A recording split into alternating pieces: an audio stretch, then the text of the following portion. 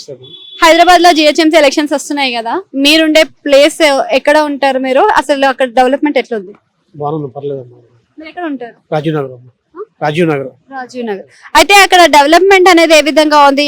Water drainages కానీ, water logins కానీ, water సరఫరా కానీ అన్ని కరెక్ట్ బాగుంది, నవీనాలు పని చేస్తుంది. ఇంతకు ముందు మాగంటి గోపీనాథ్ గారు ఉండే కదా బీఆర్ఎస్ ప్రభుత్వం. ఉన్నప్పుడు కానీ ఇప్పుడు లేదు కదా. ఇప్పుడు మీ కార్పొరేటర్ గానీ ఎమ్మెల్యే గానీ రావడం చూడడం అట్లాంటివి చేస్తుండ్రా? వస్తారు చూసుకుంటారు. మీకు ఇప్పుడు ఇంకేమైనా సమస్యలు ఉన్నాయా? మాకు సమస్యలు అంటే కొద్దిగా అప్పుడు ఖాళీలో శర్మగారని ఉన్న కమిటీ వాళ్ళు అది చూసుకుంటున్నాము.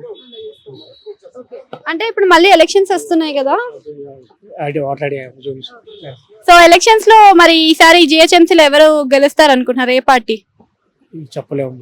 అంటే జనసేన కూడా వస్తుంది అంటున్నారు జిహెచ్ఎంసీ ఎలక్షన్. తక్కువలేము, తక్కువ వస్తే ఏం చేయలేదంటారు? ఇక్కడ వస్తే చేస్తారు. ఏం చేస్తారు? అదే